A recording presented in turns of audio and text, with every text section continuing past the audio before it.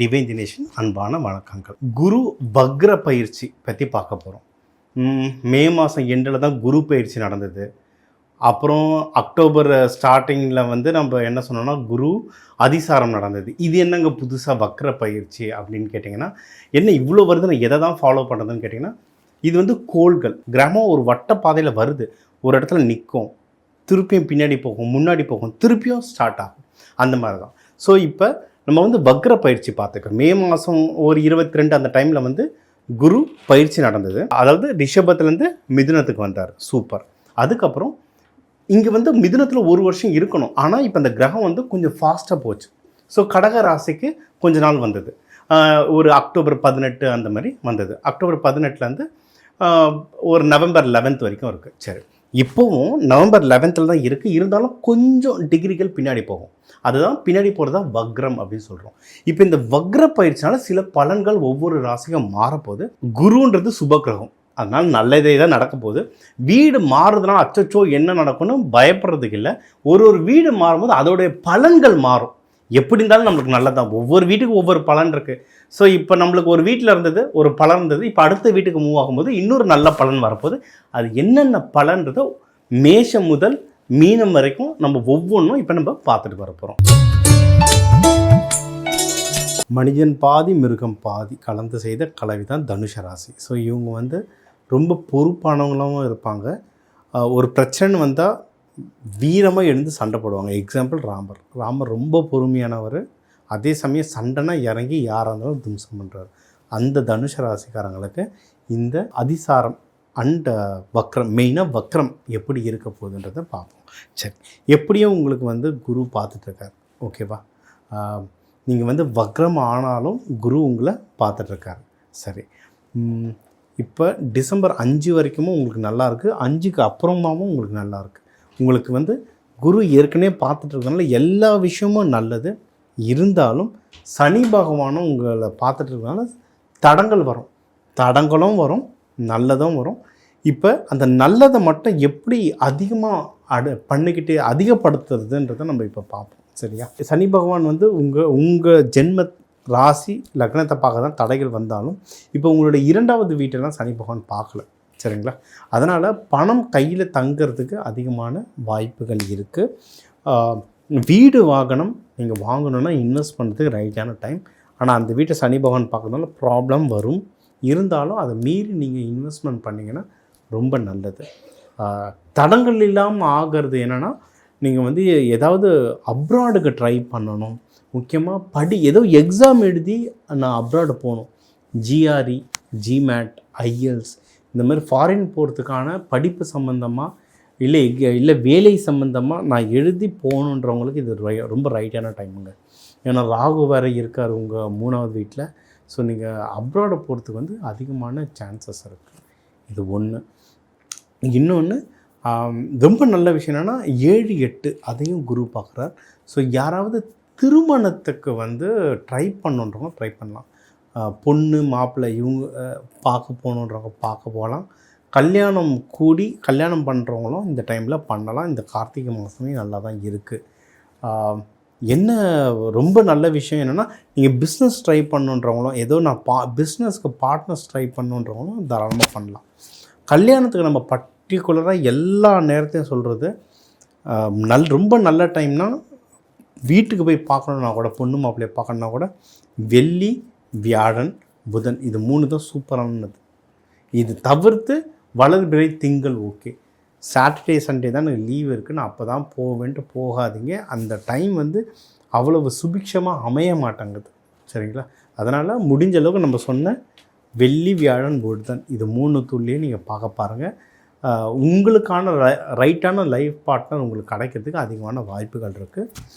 வெளியே ஏதோ நான் கடன் கொடுத்துருக்கேன், அந்த கடன் திருப்பி கேட்கணும், இல்லை நான் வெளியே கடன் வாங்கியிருக்கேன், கடனை அடைக்கணுன்றதுக்கு இது ரைட்டான டைம். ஸோ கேட்குறவங்கக்கிட்ட உங்களுக்கு தான் தெரியும், நீங்கள் தன்மையாகவும் கேட்பீங்க, சரி இல்லைன்னா நீங்கள் கோபமும் உங்களுக்கு பட தெரியும், 2மே உங்களால் மேனேஜ் பண்ண முடியும்.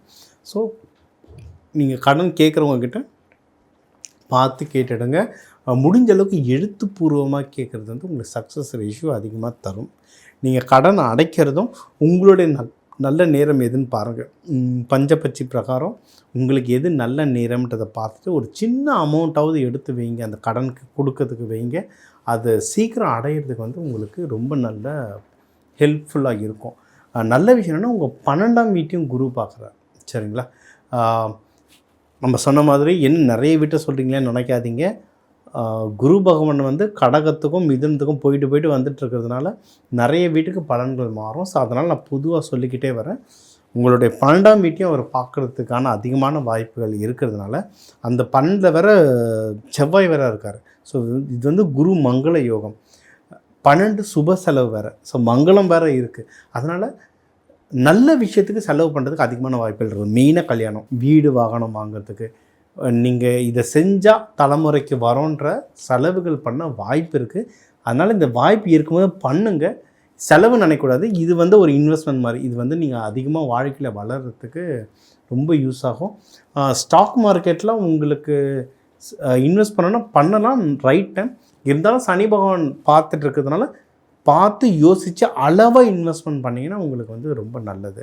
சரி, நீங்கள் வழிபட வேண்டிய தெய்வம் சிவபெருமான் இல்லை சத்யநாராயணர். இவங்க 2 பேர்.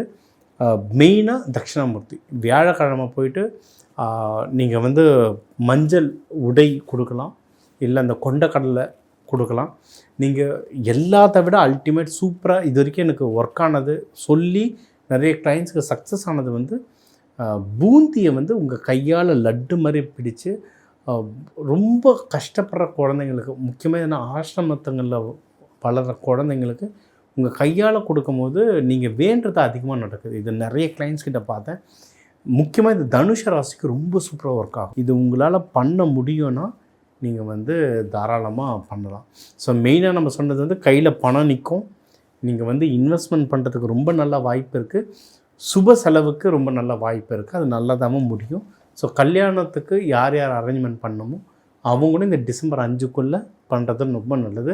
இல்லைனா இதோட நம்ம தையில் தான் பண்ணுற மாதிரி ஆகிடும். சரிங்களா? வழிபட வேண்டிய தெய்வங்களும் சொல்லியாச்சு. இதை ஃபாலோ பண்ண உங்களுக்கு சக்ஸஸ் அதிகமாக வரும். ஸோ நம்ம வந்து குரு வக்ரம் பற்றி நம்ம பார்த்துட்டு வரோம். ஸோ குருவோடைய வக்ரம் எப்போ, டேட் என்ன, நவம்பர் 11லேருந்து டிசம்பர் 4 வரைக்கும் தீவிரமாக இருக்கும் வக்ரம். அந்த 4ன்றது டிசம்பர் 10 வரைக்குமே நீங்கள் சொல்லலாம். ஆல்மோஸ்ட் ஒரு மாதமே உங்களுக்கு அதோடைய தாக்கம் இருக்கும். இந்த வக்ரம் வந்து எப்படின்னா கடகத்துலேருந்து நடக்குது. சரிங்களா? இப்போ கடகத்துக்கு தான் அதிசாரத்தில் வந்தது. வக்ரம்ன்றது பின்னோக்கி போகுது. கடகத்து உள்ளேயே அந்த டிகிரி மாறிட்டே போகுது. மேலே பேக்வேர்ட் போயிட்டே இருக்குது, மிதுனத்தை நோக்கி போயிட்டே இருக்குது. ஸோ இந்த ஒரு மாதம் வந்து கடகத்து உள்ளே வக்ரம். அதனால் கொஞ்சம் பலன்கள் மாறும்.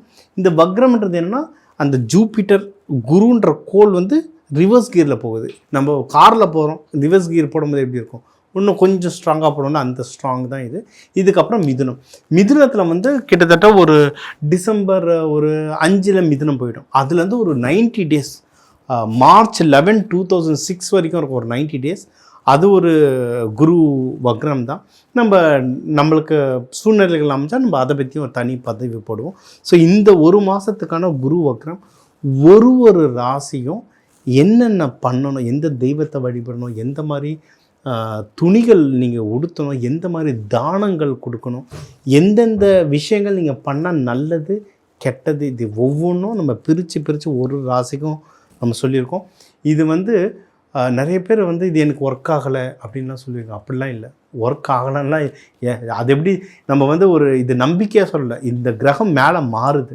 குருன்ற ஒரு கோள் வந்து நிஜமாலே அந்த வட்டப்பாதையிலேருந்து திருப்பி ரிவர்ஸ் போகுது. இது வந்து ஒரு சயின்ஸ்.